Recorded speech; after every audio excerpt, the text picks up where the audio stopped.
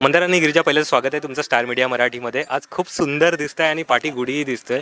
कसं शूट सुरू आहे आणि काय सांगाल त्याबद्दल, आणि गुढीपाडव्याचं स्पेशल काय असणार? सर्वप्रथम थँक्यू सो मच.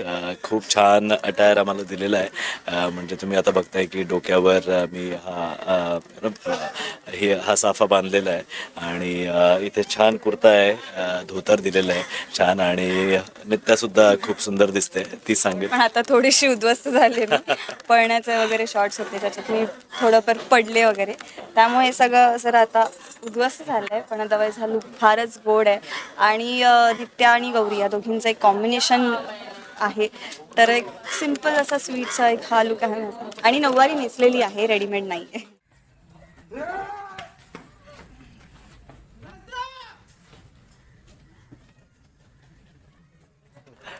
आताच आम्ही एक सीन बघितला होता की गुढी पडताना नित्या त्याला सावरते आणि तिच्या हातून गुढी उभारली जाते. त्या सीनबद्दल काय सांगशील नित्या आणि मंदारी? बिहाइंड द सीन तुम्ही बघितलंच काय घडतंय ते. सो बेसिकली गुढी शालिनीच्या हातून पडते आणि नित्या येते आणि गुढीला पडायला देत नाही, आणि आयत्या वेळेस ती येते आणि गुढी उभारते आणि पहिल्यांदा शालिनी नित्याला बघते. सो शालिनीची काय रिॲक्शन असणार आहे आणि काय आता ड्रामा घडेल, कारण की लीप घेतल्यानंतर 25 वर्षानंतर पहिल्यांदाच शालिनी नित्याला बघणार आहे. सो काही ना काहीतरी ड्रामा हा नक्कीच घडणार. सो तुम्हाला एपिसोडमध्येच ते कळेल काय गंमत आहे ती. गिरिजा, काय सांगशील? कारण मालिका म्हटलं की सण येतात आणि आज गुढीपाडव्याचा तुमचं शूट सुरू आहे. सो त्याबद्दल काय सांगशील? आणि आज तुझ्या हातून गुढी उभारली जाते, तर त्याबद्दल? सण तर असे आम्ही बरेच साजरा केलेत, पण हा सण साजरा करताना काहीतरी वेगळा ड्रामा घडतोय.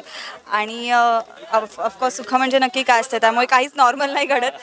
काहीतरी ड्रामा, काहीतरी सस्पेन्स असं सगळं असतंच. तसंच हा सण साजरा करताना पण आहे. पण अर्थात जेव्हा मी ती गुढी उभारत होती तेव्हा खरंच खूप छान फिलिंग येत होती. ढोल ताशे वाजत होते, फुलांचा वर्षाव होता, त्यामुळे खरंच आतून इतकं छान वाटत होतं ना. तर आपण जेव्हा घरी नॉर्मली साजरा करतो कुठलाही सण, तो आपण एक साध्या सिंपल पद्धतीने असतो, आणि जेव्हा सिरियल किंवा फिल्ममध्ये असतं तेव्हा लार्जर हां असं असतं, थोडा जास्त ते हायलाईट व्हावं म्हणून फुलं उधळणं वगैरे असं सगळं केलं जातं. तर त्याच्यामुळे ते अजून छान फील येतो तो. त्यामुळे मला खूप छान वाटलं.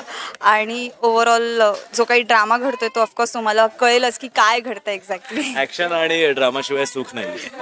बरं, तोच माझा पुढचा प्रश्न होता. तुम्हाला माहिती आहे का, तुम्हाला ॲक्शन हिरोईन म्हणूनही ओळखलं जाते आता. कारण प्रत्येक वेळी मंदार आणि गिरिजालाही टास्क दिले जाते, प्रत्येक वेळी ते कम्प्लीट करते. किती टफ असतं ते, काय दोघंही काय सांगतात?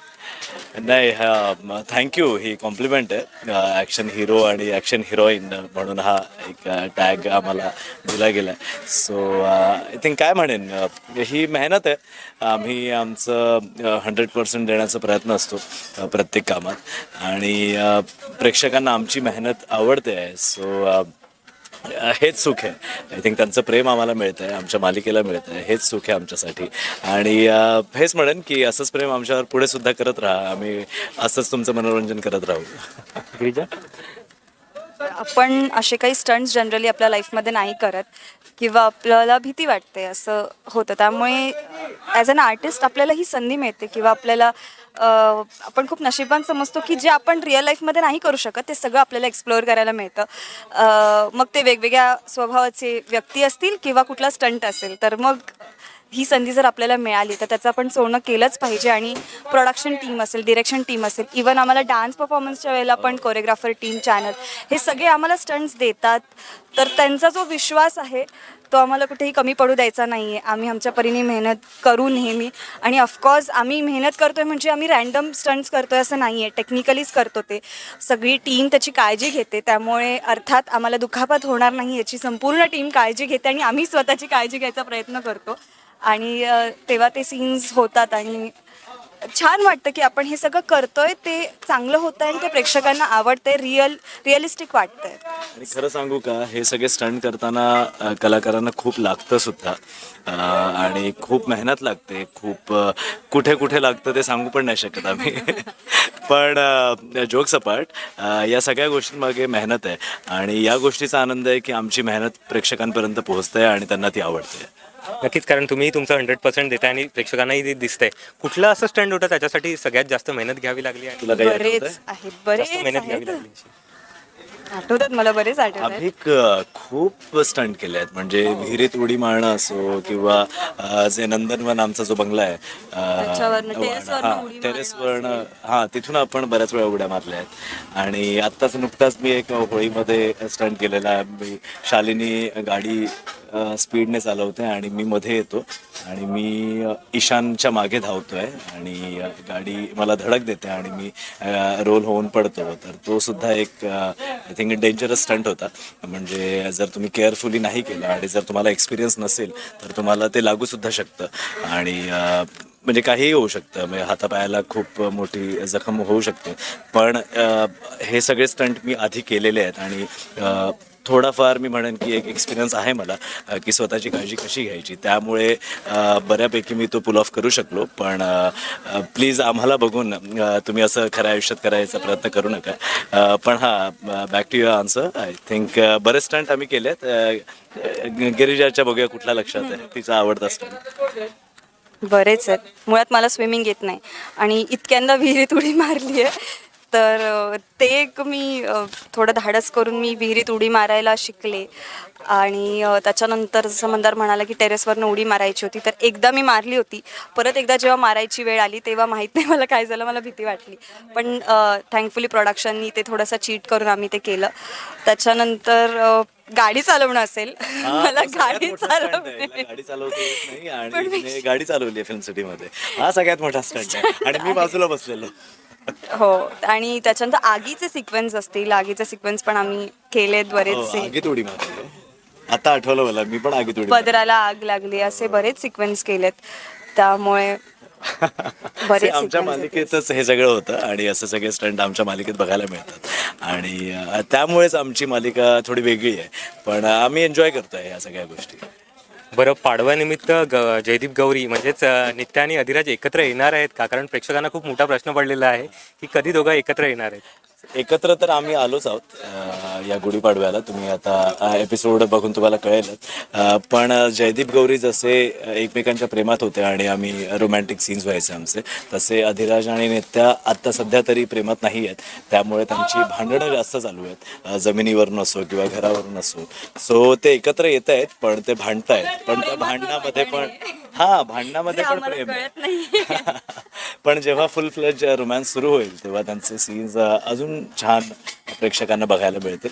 पण सध्या तरी I think you never know, I think लोकांचा किंवा प्रेक्षकांचा जो काही फीडबॅक असेल त्यानुसार आम्ही बऱ्यापैकी चेंजेस करतो आणि पॉझिटिव्ह चेंजेस असतात ते. सो लवकरच अधिराज आणि नित्याचा रोमॅन्स सुद्धा सुरू होऊ शकतो, यू नेवर नो. नक्कीच ते प्रेक्षकांना पाहायला आवडेल. गुढीपाडवा आहे, सो यावेळी तुमच्या पर्सनल लाईफमध्ये, रिअल लाईफमध्ये गुढीपाडवा कसं सेलिब्रेट करणार आहेत त्याबद्दल?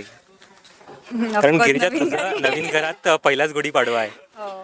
ऑफकोर्स नवीन घरी पहिला पाडवा आहे. पण असं प्लॅनिंग असं काही झालेलं नाही आहे.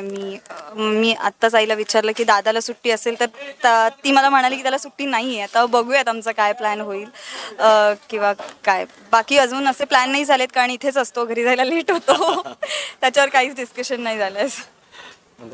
मी दरवर्षी प्रयत्न करतो की कुठलाही सण असो मी घरी राहण्याचा प्रयत्न करतो आणि ज्या काही पूजा असतात किंवा ज्या काही विधी असतात त्या सगळ्या मग पूर्ण करून मी शूटिंगवर येतो. सो यावेळेला माहीत नाही मी गुढीपाडव्याला सुट्टी असणार आहे की नाही हे माहीत नाही, पण मी गुढीपाडव्याला घरी गुढी नक्की उभारणार आणि मग शूटिंगला येणार. आणि दरवर्षीचं जे रिच्युअल आहे, आपल्या विजयाची गुढी उभारतो आणि मुलंसुद्धा खूप एक्सायटेड असतात. माझी दोन्ही मुलं रिदान रेहान, आणि ते सुद्धा शिकतायत आपल्या मराठी कल्चरबद्दल आणि जे काही आपले सण आहेत त्याबद्दल ते सुद्धा खूप एक्सायटेड असतात. सो येस, आय थिंक यावर्षी आम्ही मागच्याच महिन्यात 1000 एपिसोड पूर्ण केले आहेत मालिकेचे. सो ती विजयाची एक गुढी आहे, ती आम्ही सेटवर नक्की उभारू. आणि 1000 खूप कमी आहेत, 2000 एपिसोडची गुढीसुद्धा आम्हाला उभारायची आहे. So fingers cross. बरं, गुढीपाडवा नवीन वर्ष सुरू होत आहे, सो या वर्षात काही नवीन संकल्प?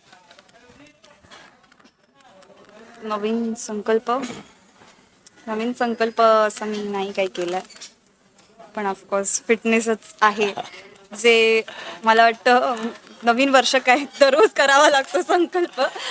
तो रोजचा की struggle. रोजचा स्ट्रगल आहे की फिटनेसकडे लक्ष द्यावं, खाण्याकडे लक्ष द्यावं.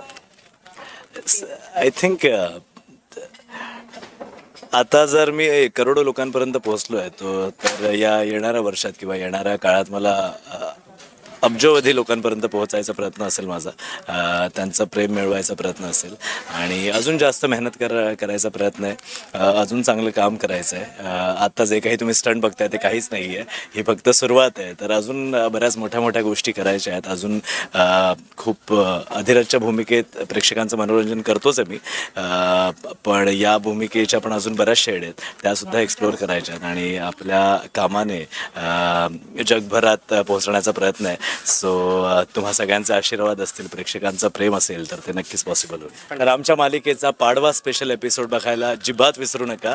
नक्की बघा सुख म्हणजे नक्की काय असतं. आणि स्टार मीडिया मराठीच्या सर्व रसिक प्रेक्षकांना अधिराज आणि नित्याकडून गुढीपाडव्याच्या हार्दिक शुभेच्छा.